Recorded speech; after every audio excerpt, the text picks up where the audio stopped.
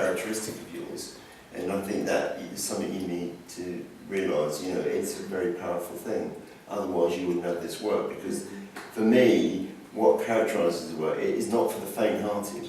You know, lots of people like myself, I'm interested in other things about photography, and one of them is not trying to put a 10-person shoot crew on standby to trek across country to get to that place that I might not even be able to photograph, unless someone's paying me a lot of money, which they won't in your case. So, you know, I take my hat off to you, and I think that's one thing people probably don't realise, was this, in the Wapping project, is a far easier picture, and, you know, its degree of difficulty, that's number 1, and that's probably at number 9 or 10. Yeah. But the average viewer won't know that. We just may well read what you... Especially if you have, you know, 9 photo shoots and 10 people working for you basically for free 9 times, you know, and they're all professionals and doing this, so they really have to trust you that you're going to pull out something amazing, that they're going to, you know, take their time, whole day, freezing because it was about 5 degrees there. So yeah, I'm really happy that it turns out as it did. So really what we're talking about in terms of production values is something much closer to shooting a movie than it is, okay, it might be more like Hal Hartley than Spielberg. Documentary. Yeah, and the budget is more at that end of the street, but at the same time, it still requires a dedicated crew to pull it off. Yeah. As a person, you couldn't do it solo, or you couldn't do it to this level. Yeah. And I think that's what possibly, you know, people don't understand, and something that needs to be articulated about the work, because the work has a currency when you look at it, but it has another currency when you understand it more deeply, technically, aesthetically, and what it actually represents. To create that body of work is not an easy thing to pull off, and I think that's something that is good to air in this environment tonight. That's one of my thoughts on coming here. Yes, to give it clarity and to bring that to the fore. And we can, you know, I've got my crib sheet, we can go on to consider another thing I wanted to ask you, because thinking about 3D, I know most people see 3D, because I'm sure Richard would say the same thing, also Barry's here, because we're pretty similar generations. 3D was some weird gimmick thing that you would have, often free with, I can't remember, it was Weetabix or something, but you get these specs and you get a little thing, it was like a tree as a kid, 3D, wow! And you see those pictures, there's a famous Ouija picture of people watching a 3D movie. Very early stuff. Now, I've seen 3D films, and some work, some don't, some are all about 3D, the content is variable, and it's often too much about 3D rather than about a story. Do you worry that your work will be seen as gimmick-driven? Well, it would be if I would start shooting everything in 3D now, you know, if I start to shoot my grandma in 3D and, I don't know, the concerts and when I go on the seaside, you know, but since that project it's perfect for this 3D, I think this time, no. But if I would try to exploit the 3D technique just to stand out, you know, every time there's a 3D, in that case I think, yeah, it could look, it's only a gimmick, because people would say, yeah, we saw it, it works nice, but what else? But this time, same, on the photo, girl blends in with the location, but when you put the glasses on, she pops out, and that was also the part of the concept, the whole concept, so. That's why also, I don't know, now when I was training in Brazil and I have a couple of photo shoots and I didn't use any 3D. And, you know, you have to have the good concept and proper occasion to shoot 3D actually. Going back to what you were talking about earlier, the careful selection of not only the models but more the locations.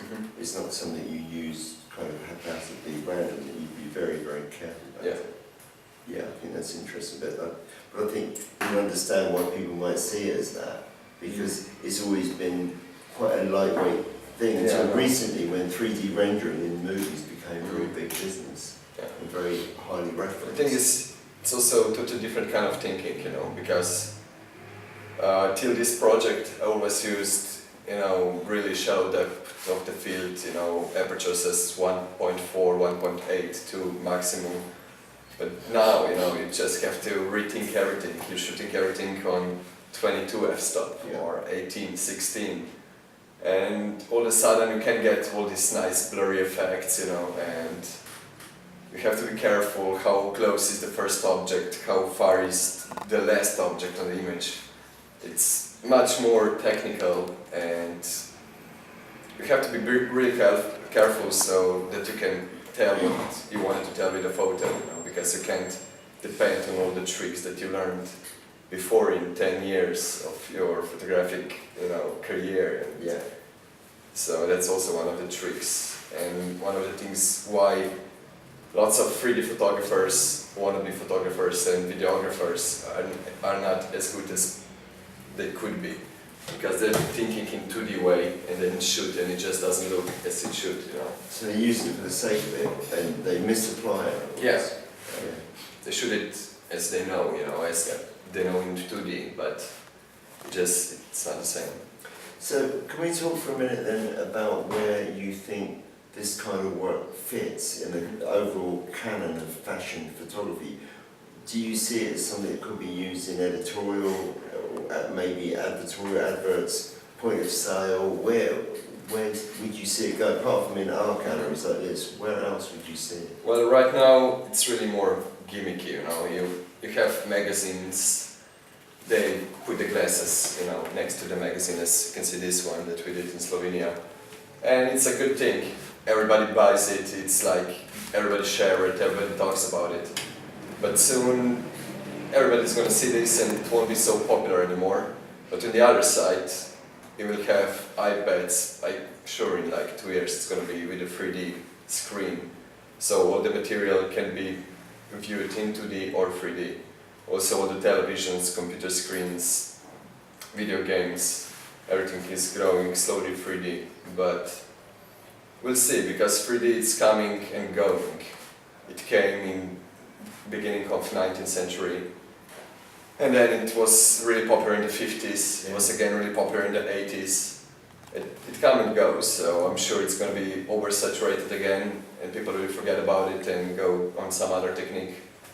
And then we'll see, it's going to be again popular in 50 years. But it's quite a good attention-seeking thing for you, isn't it? Yeah. Which is great.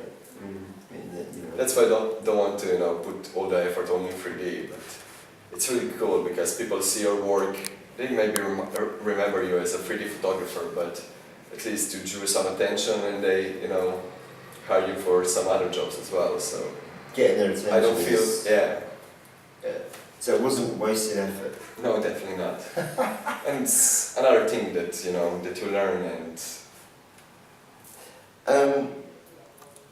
I suppose the other thing that I wonder about is how you see any influence coming into this work, because you mentioned your work as a photojournalist, but if you look at it photographically and for a minute try and forget the 3D-ness of it, where would you say it fits? Because that's the tricky part for me.